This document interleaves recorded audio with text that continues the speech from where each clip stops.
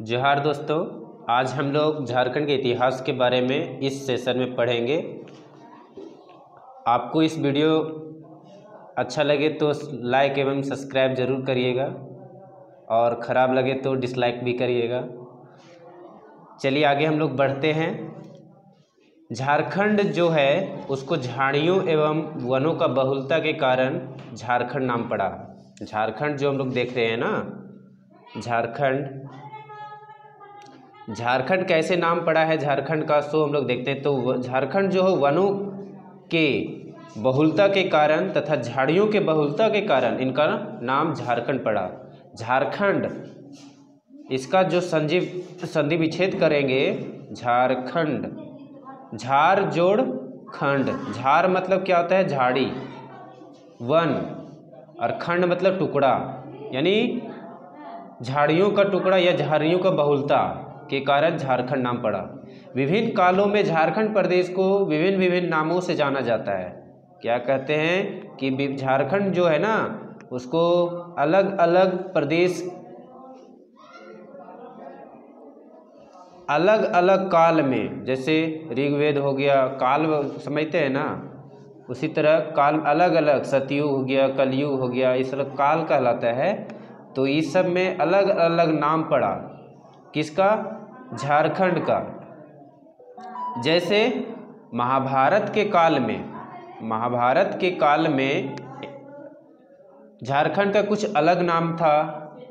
शास्त्र में हम लोग चलेंगे, जैसे ऋग्वेद, आयुर्वेद, अथर्ववेद, उसमें झारखंड का अलग नाम था। मध्यकाल में कुछ अलग नाम था, आधुनिक काल में अभी कुछ अलग बोलते हैं, है ना।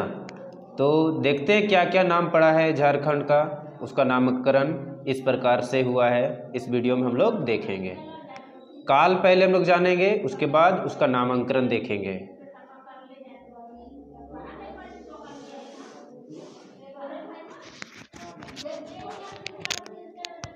पहला है ऐत्रेय ब्राह्मण। क्या है? ऐत्रेय ब्राह्मण, जिसको पुंड्र या पुंड बोला जाता था, है ना। ऐत्रेय ब्राह्मण में झारखंड को किस नाम से जाना जाता था दोस्तों? तो पुंड्र या पुंड। अगला काल है ऋग्वेद। ऋग्वेद काल भी बोल सकते हैं और ऋग्वेद धार्मिक ग्रंथ भी है ना। तो ऋग्वेद में झारखंड का जो नाम पड़ा है वो किक्टा नाम देशो अनार्थ पड़ा है। किक्टा नाम देशो अनार्थ। अगला काल है अथर्ववेद। अथर्ववेद में झारखंड को व्रात्य के नाम से जाना जाता है। किसके नाम से दोस्तों? व्रात्य के नाम से जानते हैं हम लोग, ठीक ना। उसी प्रकार से वायु पुराण है। वायु पुराण में हम लोग क्या बोलते हैं? मुरंड, मतलब मुरंड के नाम से हम लोग क्या जानते हैं वायु पुराण में, ठीक ना। उसी प्रकार से समुद्रगुप्त का प्रशस्ति, मतलब समुद्रगुप्त एक क्या थे? इतिहास में समुद्रगुप्त का अलग पहचान है। वे महान प्रतापी राजा थे, है ना। गुप्त वंश के ही क्या थे? ये राजा थे। तो समुद्रगुप्त का जो प्रयाग प्रशस्ति था, प्रयाग प्रशस्ति क्या है? शिलालेख मिला है। तो उसी में झारखंड का जो नाम पड़ा है मुरुंड पड़ा है। क्या पड़ा है? मुरुंड पड़ा है। अगला है विष्णु पुराण। कौन सा पुराण? विष्णु पुराण, ठीक ना। तो विष्णु पुराण में हम लोग मुंड बोलते हैं, यानी विष्णु भगवान का देखते होंगे मुंडी, मुंड, चार गो मुंडी वाला भी रहता है, चार हाथ वाला भी देखते हैं। तो मुंड से याद करेंगे कि विष्णु जी का मुंड बोला गया था। अगला है भागवत पुराण। भागवत पुराण किसको बोलते हैं? जान लीजिएगा दोस्तों। भागवत पुराण यानी गीता जो हम लोग उपदेश पढ़ते हैं महाभारत में, तो भागवत पुराण के अंतर्गत में ही आता है। तो उसमें किक्कट प्रदेश के रूप में झारखंड को जानते हैं। किसके रूप में? किक्कट प्रदेश के रूप में। महाभारत के एक और पार्ट है दिग्विजय पर्व। कौन सा? दिग्विजय पर्व महाभारत में ही एक पार्ट है, दिग्विजय पर्व। उसमें झारखंड को पशु भूमि या पुंडरिक नाम से जाना जाता है। और दोस्तों पुंडरिक कई एग्जामों में, कई परीक्षाओं में पूछा जा चुका है ना।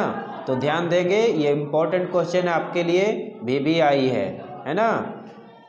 अगला पूर्व मध्यकालीन संस्कृत, पूर्व मध्यकालीन संस्कृत साहित्य, जिसमें झारखंड को किस नाम कहा गया है? कलिंद देश के नाम से जानते थे दोस्तों, ठीक ना। अब आगे हम लोग कुछ नामों को जानेंगे जिसमें झारखंड को हूबहू झारखंड के ही रूप में हम लोग देखते हैं बोला गया है। जैसे तारीख़-ए फिरोज शाही, तारीख़-ए बांग्ला, सियार उल मुख्तरीन, कबीर के दोहे में, जायसी के पद्मावत, मतलब पद्मावत एक क्या है, बुक है जिसमें किसके द्वारा लिखा गया है, जायसी के द्वारा लिखा गया है, मलिक मोहम्मद जायसी के द्वारा पद्मावत बुक में लिखा गया है। झारखंड को झारखंडे के नाम से जानते हैं दोस्तों, ठीक ना।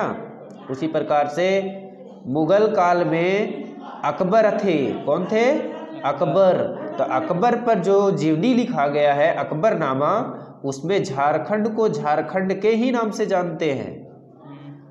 तो ध्यान देंगे कि मुगल काल में झारखंड को कुकरा या खोखरा के नाम से जानते हैं, लेकिन अकबरनामा भी मुगल काल के ही थे, लेकिन उनका एक बुक है अकबरनामा जिसमें झारखंड को झारखंड के ही नाम से जाना जाता है। अगला है आपका नरसिंह देव द्वितीय, नरसिंह देव द्वितीय, इनका एक ताम्र पत्र है दोस्तों। जिस प्रकार से अशोक का ताम्र पत्र पे शिलालेख में हम लोग देखे हैं ना, जैसे बिनावा भावे का अशोक स्तंभ है तो अशोक के कालीन का है, उसी प्रकार नरसिंह देव द्वितीय के ताम्र पत्र में झारखंड को झारखंड के ही नाम से जानते हैं, ठीक ना। झारखंड को झारखंड के नाम से ही जानते हैं। अगला है आईने अकबरी, आईने अकबरी, आईने अकबरी जैसे आ गया ना दोस्तों, समझ जाइए मुगल काल का है। मुगल काल में झारखंड को कोकरा या खंखारा या खुखरा बोला गया, तो इसमें आईने अकबरी है तो उसमें झारखंड को कोकरा या खंकारा बोला गया है, समझ गए दोस्तों। अगला कौटिल्य का अर्थशास्त्र। कौटिल्य क्या है, कौटिल्य जो है ना सो कुकट देश कहा गया। अर्थशास्त्र के महान अस्त्रशास्त्री थे, जो उनका उपनाम विष्णुगुप्त भी बोला गया है। तो कौटिल्य का जो अस्त्रशास्त्र है ना, अर्थशास्त्र है ना, सॉरी अर्थशास्त्र है जो, उसमें झारखंड को कुकुट या कुकुट देश बोला गया है। क्या क्या बोलते हैं हम लोग, कुकुट या कुकुट देश बोलते हैं अर्थशास्त्र में। अगला है आपका टालमी, टालमी भी है, जो टालमी चीन से आया था, है ना। चीन कहाँ से आया था, ये चीन से। तो टालमी जो झारखंड को बोला था मुंडल बोला था, क्या बोला था दोस्तों, मुंडल। अगला है फाहियान, वेनसांग, ये भी कहाँ से आए थे, चीन तरफ से ही लगभग आए थे। ये भी क्या बोलते हैं, फाहियान बोलते हैं कुकुटलाड, और वेनसांग क्या बोलते हैं झारखंड को, तो कीलोना सुफोलोना, कीलोना सुफोलोना। और दूसरा उन्होंने और क्या कहा, कर्ण सुवर्ण, मतलब झारखंड क्या है, सुवर्ण है, सोना जैसा है, कर्ण के जैसा चमक रहा है। अगला आपका देखते हैं कि मुगल काल।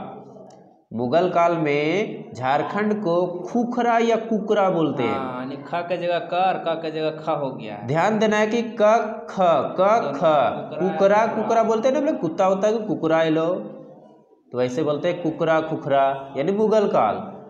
तुजुक-ए जहांगीरी, तुजुक-ए जहांगीरी भी है, जहांगीर, जहांगीर का जीवनी लिखा गया है तुजुक-ए जहांगीरी में, उसमें खोखरा बोला गया झारखंड को।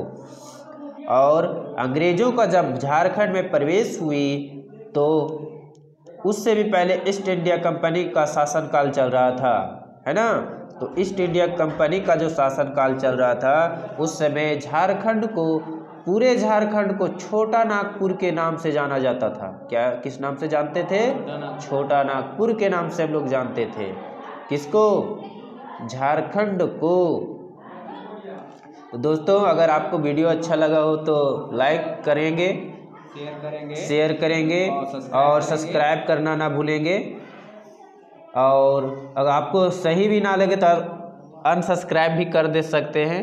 आपको कोई बाध्य नहीं है वीडियो में कि मेरा वीडियो अच्छा लगे तो सब्सक्राइब ही करना है, बट कमेंट करके रिप्लाई ज़रूर करेंगे क्या कमी है, क्या कमी है। जो कमियां रहेगी वो अगले वीडियो में हम सुधारने का प्रयास करेंगे। शायद मेरा आवाज़ थोड़ा सा बैठा हुआ है आज, इसी वजह से वीडियो ठीक से नहीं बन पा रहा है। अगला वीडियो में हम प्रयास करेंगे ठीक से बनाने के लिए। चलिए आगे पढ़ते हैं हम लोग। झारखंड को किस नाम से जानते हैं तो देखिए हम लोग ऊपर वाला ऊपर क्या क्या पढ़े कि झारखंड को किस किस नाम से जानते हैं। आधुनिक काल में क्या कहते हैं, मध्यकाल में क्या कहते हैं, और प्राचीन काल में क्या कहते हैं ना। जैसे महाभारत के काल में भी झारखंड को क्या बोला जाता था, मध्यकाल में जैसे मुगल काल आ गया उसमें क्या बोला जाता था, आधुनिक काल में ईस्ट इंडिया कंपनी आया तो उसके काल में झारखंड को क्या बोला जाता था, इसके बारे में हम लोग पढ़े। अब अगला हम लोग जानते हैं कि प्राचीन काल में गुप्त वंश का शासन चल रहा था यहाँ पे झारखंड में या पूरे भारतवर्ष में। कहाँ पे, भारतवर्ष में जब गुप्त शासन चल रहा था, गुप्त वंश का शासक था, तो उस समय का बात है कि गुप्त शासकों एवं गौड़ शासक शशांक, कौन शासक, गौड़ शासक शशांक ने झारखंड क्षेत्र में सर्वाधिक समय तक शासन किया था। मतलब झारखंड में 2 शासक ज़्यादा दिन शासन किए थे। कौन काल में, प्राचीन काल में। कौन, एक गुप्त शासक, दूसरा गौड़ में भी कौन, शशांक। अगला है मध्यकाल। मध्यकाल में झारखंड में क्षेत्रीय राजवंशों का शासन स्थापित रहा। कौन सा राजवंश भाई, तो क्षेत्रीय, छोटा छोटा क्षेत्रीय राजवंश आया जिसका शासन रहा। अगला वेनसांग ने राजमहल क्षेत्र के लिए, वेनसांग क्या थे, कहाँ से आए थे, चीन से आए थे, जो राजमहल क्षेत्र को क्या कहा, की चिंकाइला बोला। क्या बोला था उन्होंने, राजमहल क्षेत्र को की चिंकाइला। और राजमहल क्षेत्र आपका है इधर दुमका तरफ लोग बोलते हैं। दुमका क्षेत्र क्या कहलाता है, राजमहल क्षेत्र कहलाता है। ठीक ना दोस्तों, उत्तर पूर्वी क्षेत्र राजमहल क्षेत्र कहलाता है। इसके पहाड़ी क्षेत्र के लिए बोलते हैं कि वेनसांग क्या कहा कि जितने झारखंड में पहाड़ी क्षेत्र है उसके लिए दामिनीय कोह शब्द का प्रयोग किया था। मतलब जितने पहाड़ी क्षेत्र हो गए, झारखंड में पहाड़ी क्षेत्र है, पठारी क्षेत्र है, तो पहाड़ी क्षेत्र को वेनसांग क्या बोले थे, दामिनीय कोह बोले थे। अगला अंग्रेज कैप्टन ट्रेनर आए। अंग्रेज कैप्टन ट्रेनर आए तो वो उनका एक सर्वेक्षण किया गया था 1824 में। कैप्टन ट्रेनर का एक क्या किया गया था, सर्वेक्षण किया गया था, जिसमें दामिनीय कोह की स्थापना की गई थी। और दामिनीय कोह क्या है, जमीन से संबंधित प्रथा है। ठीक ना। प्राचीन काल में संथाल परगना क्षेत्र को नारी खंड के रूप में जानते थे। प्राचीन काल, पूर्व काल में संथाल परगना हमारे झारखंड में अभी क्या है, एक परगना के रूप में है, जो पुराने समय में इसको नारी खंड के रूप में हम लोग जानते थे, तथा बाद में इसका नाम परिवर्तित होकर कांगजोल रखा गया। क्या रखा गया, कांगजोल। प्राचीन काल में संस्थान परगना को नरीखंड, यानी प्राचीन काल में नरीखंड और आधुनिक काल में कांगजोल। याद रहेगा दोस्तों। अगला हम लोग पढ़ते हैं 1833 ईस्वी में दक्षिण पश्चिम फ्रंटियर एजेंसी। कौन सा एजेंसी, दक्षिण पश्चिम फ्रंटियर एजेंसी की स्थापना के बाद के बात है। उसकी स्थापना के बाद के इस एजेंसी का मुख्यालय विल्किंसनगंज यानी रांची, विल्किंसनगंज अभी वर्तमान समय में किसको बोलते हैं, रांची को बोलते हैं, या किशुनपुर के नाम से जाना जाता था, जिसे बाद में रांची नाम रखा गया। समझ गए दोस्तों? यानी पूछेगा आपको कि रांची का पुराना नाम क्या है, तो क्या बोलेंगे? विल्किंसनगंज और किशुनपुर। याद रहेगा?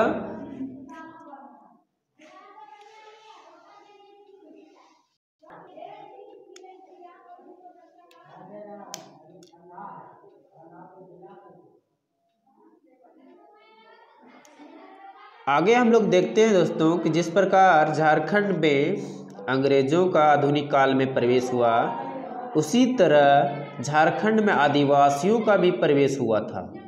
किसका प्रवेश हुआ है? आदिवासियों का, जिसमें मुख्य इस प्रकार से है, जैसे असुर। असुर क्या कहा गया कि असुर जो है ना, तो झारखंड का सबसे प्राचीन आदिवासी समुदाय का प्रवेश है। मतलब पुराना आदि समुदाय अगर झारखंड का कोई है तो कौन है? आदिवासी, असुर। कौन है भाई? असुर।